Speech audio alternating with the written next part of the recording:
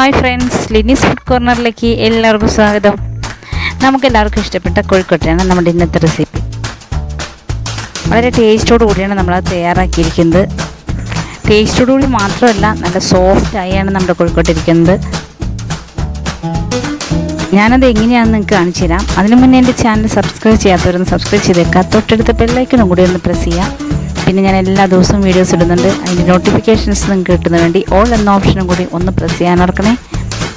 അപ്പം നമ്മുടെ ടേസ്റ്റിയും അതുപോലെ തന്നെ സോഫ്റ്റുമായ നല്ല കിടിലൻ കോഴിക്കോട്ട എങ്ങനെ തയ്യാറാക്കണമെന്ന് നമുക്കൊന്ന് നോക്കിയിട്ട് വരാം. 1 ഗ്ലാസ് അരിപ്പൊടിക്കുള്ള കോഴിക്കോട്ടയാണ് തയ്യാറാക്കുന്നത്. അതിന് വേണ്ടിയിട്ട് ഒരു പാത്രം എടുത്തിട്ടുണ്ട്. അതിലേക്ക് ഞാൻ 1 ഗ്ലാസ് പൊടി ഇട്ട് കൊടുത്തിട്ടുണ്ട്. അതിലേക്ക് ആവശ്യത്തിന് കുറച്ച് ഉപ്പ് ചേർത്ത് കൊടുക്കാം. പിന്നെ കുറച്ച് വെളിച്ചെണ്ണ, നല്ല സോഫ്റ്റായിരിക്കാൻ വേണ്ടിയാണ് നമ്മൾ ആ വെളിച്ചെണ്ണ ചേർക്കുന്നത്. എന്നിട്ടെല്ലാം കൂടി ശരിക്കും ഒന്ന് ഇളക്കി കൊടുക്കുക. ഇനി നമ്മൾ തിളച്ച വെള്ളം, നല്ലതുപോലെ വെട്ടിത്തിളക്കുന്ന വെള്ളമായിരിക്കണം. അത് നമുക്കിതിലേക്ക് കുറച്ച് വീതം ഒഴിച്ച് ഒന്ന് കുഴച്ചെടുക്കാം.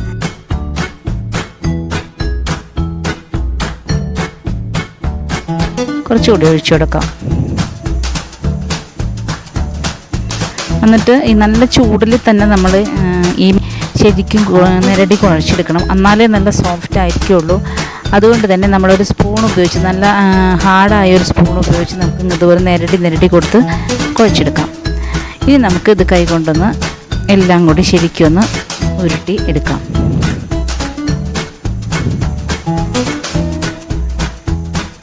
തിളച്ച വെള്ളം ഒഴിച്ചുകൊണ്ടിരിക്കുമ്പോൾ തന്നെ നമ്മൾ കുഴച്ചുകൊണ്ടിരിക്കണം. അല്ലാതെ ചൂടാറിയിട്ട് കുഴക്കാൻ നിൽക്കരുത്. അപ്പോൾ നമുക്ക് സോഫ്റ്റായ കോഴിക്കോട്ട് കിട്ടില്ല. കണ്ടതുപോലെ നല്ല സോഫ്റ്റായി കിട്ടണം മാവ്. ഇപ്പം ഞാൻ അതിലേക്കുള്ള ശർക്കര എടുത്തിട്ടുണ്ട്. ഒരു വലിയ തേങ്ങയ്ക്ക് 1/4 കിലോ ശർക്കരയാണ് ഞാൻ എടുത്തിരിക്കുന്നത്. ആ ശർക്കര ഞാനൊരു 1/4 ഗ്ലാസ് വെള്ളം ചുരുക്കി എടുത്തിട്ടുണ്ട്. ഒരു തേങ്ങയുടെ പേര് എടുത്തിട്ടുണ്ട്. ഉരുക്കിയെടുത്ത ശർക്കര നമുക്ക് നല്ല കട്ടിയുള്ള ഒരു ചീനച്ചട്ടിയിലേക്ക് ഒഴിച്ചു കൊടുത്ത് ഫ്ലെയിം ഓൺ ചെയ്യാം. എന്നിട്ട് ഇതിലേക്ക് നമുക്ക് നമ്മൾ എടുത്തു വെച്ചിരിക്കുന്ന തേങ്ങ, ഒരു വലിയ തേങ്ങയാണ് എടുത്തിരിക്കുന്നത്, അതിൻ്റെ പേര് നമുക്കിതിലേക്ക് ഇട്ട് കൊടുക്കാം. എന്നിട്ട് ശരിക്കും ഇളക്കി കൊടുക്കുക. നല്ല കട്ടിയുള്ള ചീനച്ചട്ടി തന്നെ ആയിരിക്കണം. അതല്ലെങ്കിൽ നമുക്ക് കുഴപ്പമില്ല, കട്ടി കുറഞ്ഞതാണെങ്കിലും, പക്ഷേ ഇളക്കി കൊടുത്തുകൊണ്ടേയിരിക്കണം. ശരിക്കും ഒന്ന് ഇളക്കി കൊടുത്ത് ഇതിൽ നമ്മൾ ശർക്കരയുടെ ആ ഒരു പാനിയൊക്കെ ഉണ്ടല്ലോ, അത് ശരിക്കും വറ്റി വരണം. നല്ല ഡ്രൈ ആയിരിക്കണം നമ്മുടെ പീര. ഇനി നമുക്ക് ഇതിലേക്ക് 1/2 സ്പൂൺ ഏലക്കപ്പൊടി ഇട്ട് കൊടുക്കാം. ഒരു 1/4 സ്പൂൺ ചെറിയ ജീരകത്തിൻ്റെ പൊടി ഇട്ട് കൊടുക്കാം. പിന്നെ 1/2 സ്പൂൺ ചുക്ക് ഉണ്ടല്ലോ, അത് പൊടിച്ചത് ഇട്ട് കൊടുക്കാം. എന്നിട്ട് ശരിക്കും ഒന്ന് ഇളക്കി കൊടുക്കുക. നല്ലതുപോലെ ഇളക്കി കൊടുത്ത് ഡ്രൈ ആക്കി എടുക്കുക. ശരിക്കും ഡ്രൈ ആയില്ലെങ്കിൽ നമ്മൾ കോഴിക്കോട്ട വെന്ത് വരുമ്പോൾ ചിലപ്പോൾ വിള്ളും.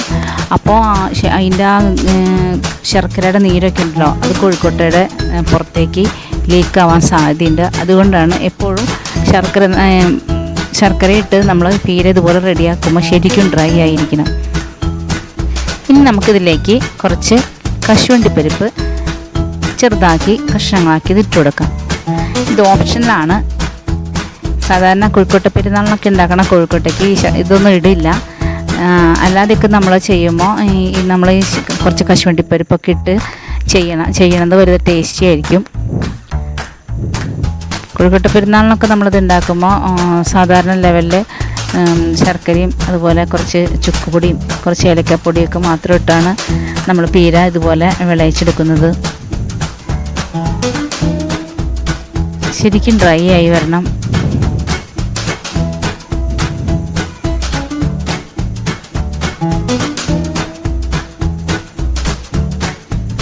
പിന്നെ നമ്മുടെ തേങ്ങ വിളയിച്ചത് ശരിക്കും ഡ്രൈ ആയി വന്നിട്ടുണ്ട്. നമുക്കിനി ഫ്ലെയിം ഓഫ് ചെയ്യാം.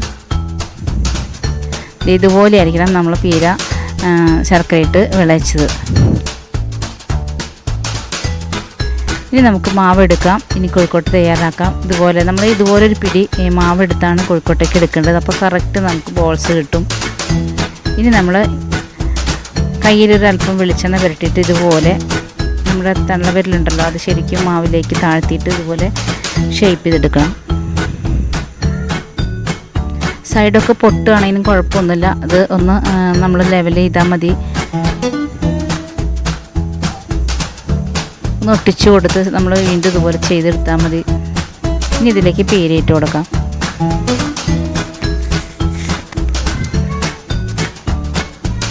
ശരിക്കും പേരൊന്ന് അമർത്തി വെച്ചിട്ട് ഇതുപോലെ അതിൻ്റെ വാവട്ടം ശരിക്കും ഇങ്ങനെ കൂട്ടി കൊണ്ടുവരണം.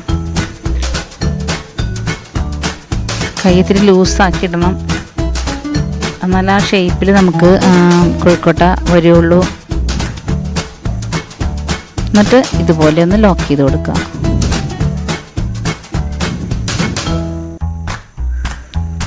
ഇതുപോലെയാണ് നമ്മൾ കോഴിക്കോട്ട നല്ല ഭംഗിയായി തയ്യാറാക്കുന്നത്. ഇനി നമുക്ക് അടുത്ത ബോൾസ് എടുക്കാം.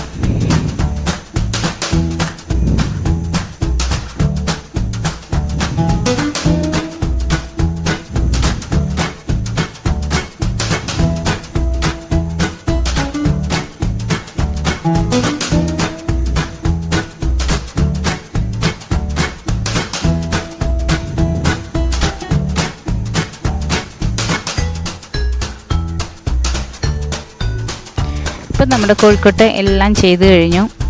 നമുക്ക് ഒരു ഗ്ലാസ് പൊടിക്ക് ശരിക്കും 11 കോഴിക്കോട്ടയാണ് കിട്ടിയേക്കുന്നത്. ഒരു മീഡിയം വലുപ്പമുള്ള കോഴിക്കോട്ടയാണ്.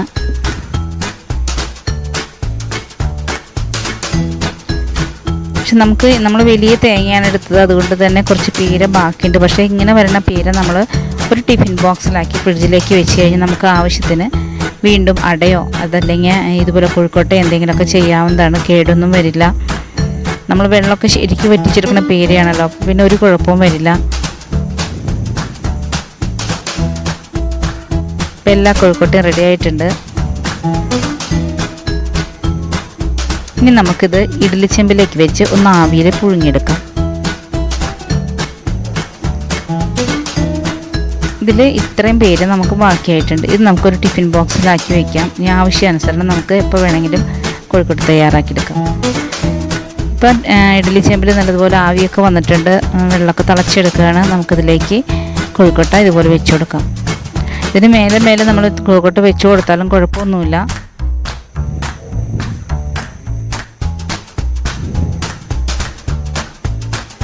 ഇനി ഇത് മൂടി വെച്ച് ഒരു 10-15 മിനിറ്റ് ശരിക്കും പറഞ്ഞു കഴിഞ്ഞിട്ടുണ്ടെങ്കിൽ അതിൻ്റെ പുറത്തുള്ള ആ ഒരു കോട്ടിങ് മാത്രം നമുക്ക് വെന്ത് കിട്ടിയാൽ മതി. ഉള്ളിലെ പീര ശരിക്കും നമ്മൾ വേവിച്ച് വിളയിച്ചെടുത്തതാണ്. അപ്പോൾ ഒരു 10 മിനിറ്റ് കൊണ്ട് തന്നെ നമുക്ക് നമ്മുടെ കോഴിക്കോട്ട റെഡിയായി കിട്ടും. 10-15 മിനിറ്റ് മാക്സിമം.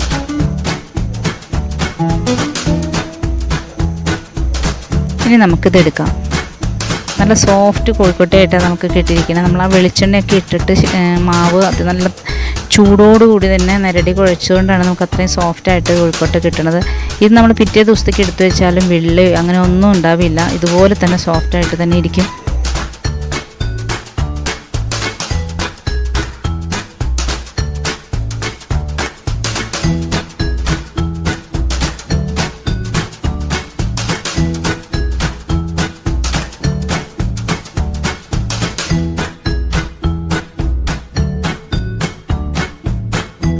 അപ്പോൾ നമ്മുടെ നല്ല സോഫ്റ്റും അതുപോലെ തന്നെ ടേസ്റ്റി ആയിട്ടുള്ള കോഴിക്കോട്ട റെഡിയായി.